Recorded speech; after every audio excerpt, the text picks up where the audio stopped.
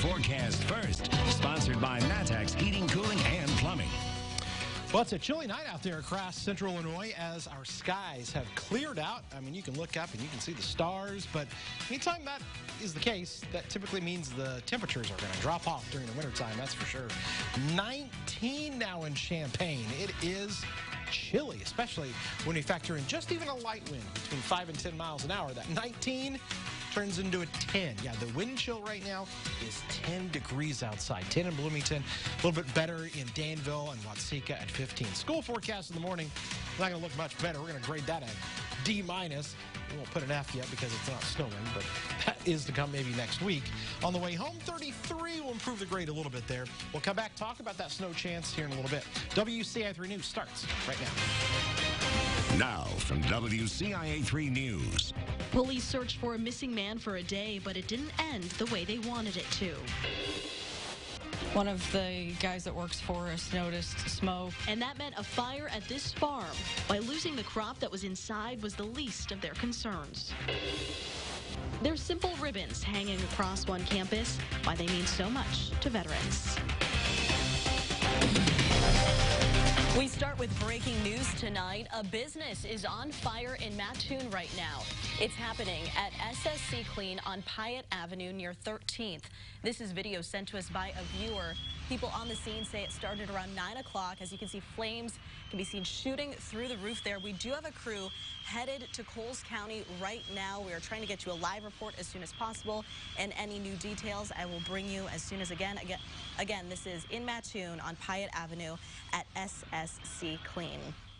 Other news tonight, a large fire burned through a corn dryer today. This happened at CNR Ag Supply in rural Homer Township. The Homer Fire Chief says they don't know what started it. The machine was operating at the time. There was about 60,000 pounds of white corn inside. That's about $5,000 worth of product. While that's not a substantial loss in the grand scheme of the business, the bigger loss is the destruction of the $100,000 corn dryer itself. In a season when planting and harvesting was set back by flooding followed by extreme heat, this makes things even harder. The major loss for us is going to be is that we have a lot of corn that we still need to dry from this growing season still.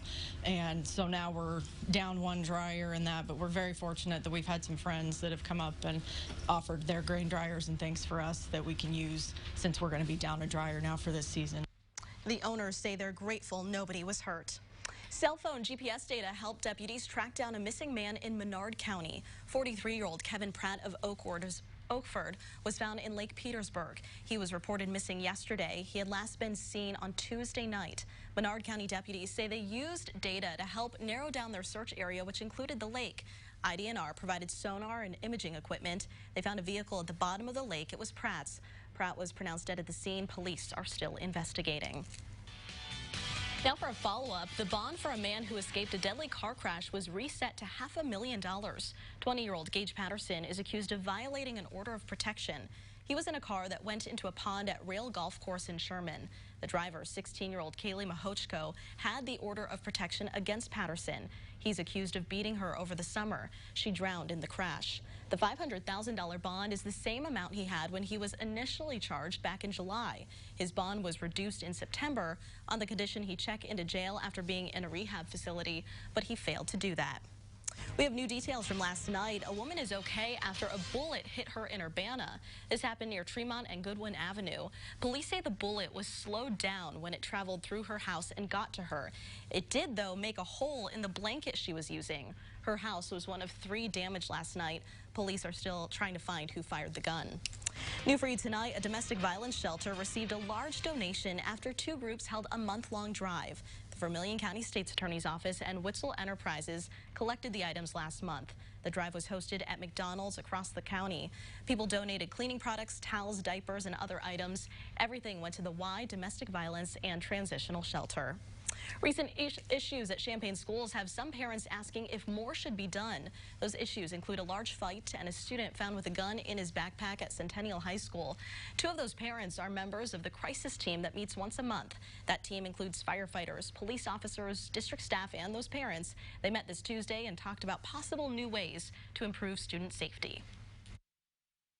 At the end of the day, if we're going to have something like metal detectors, if searching my kids a few times along the way and walking through that line like everybody else, I mean, you do it at a courthouse, you do it at an airport, if that's what it takes to keep everyone safe, I'm okay with that.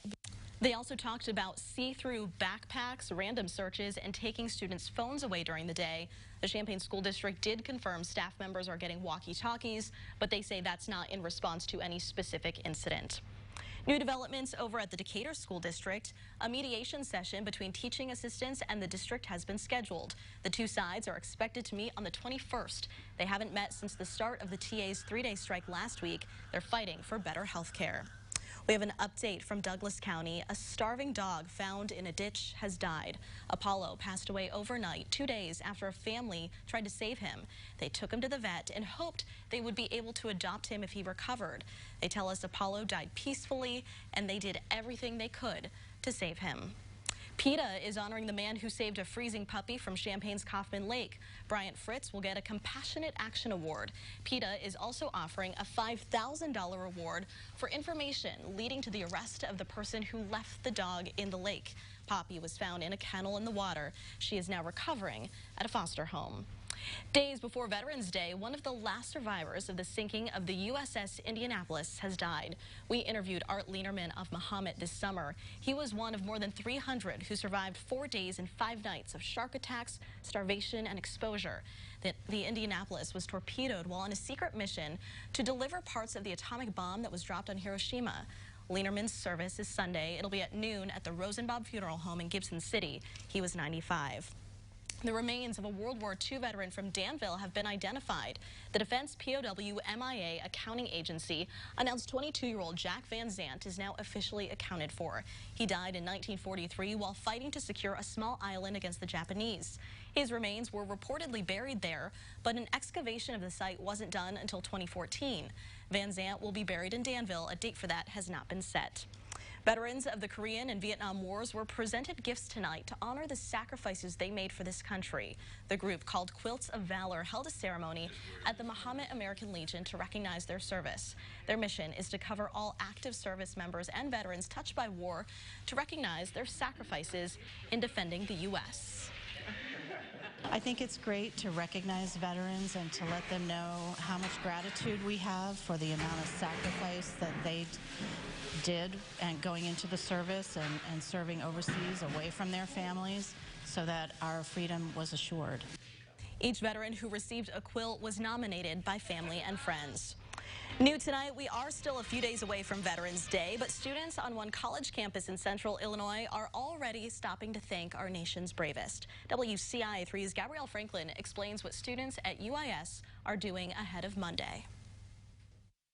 On a chilly afternoon where students could have been inside enjoying a hot cup of cocoa, they opted to come out and show gratitude instead.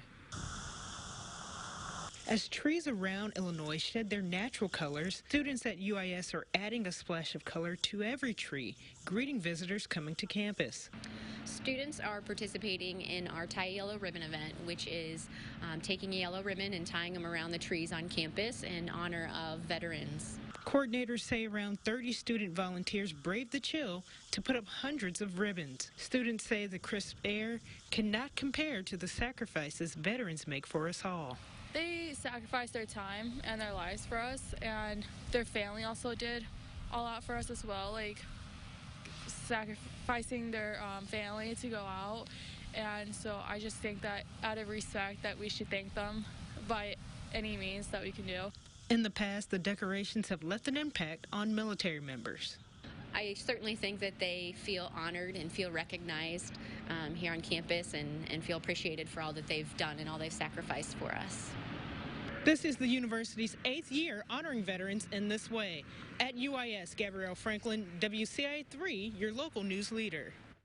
UIS will host a flag raising on campus for Veterans Day. Monday evening, Wounded Army veteran and Dancing with the Stars champion J.R. Martinez will speak in the campus ballroom. The event will start at 6 and is open to the public. If you're in need of a feel-good moment, we've got one for you. How farmers across one county were able to help one of their own. Plus, sirens are supposed to be tested on the first Tuesday of the month, why some might hear them again tomorrow. And it's a huge surprise for an Illinois football player. Wyatt has the whole team celebrating.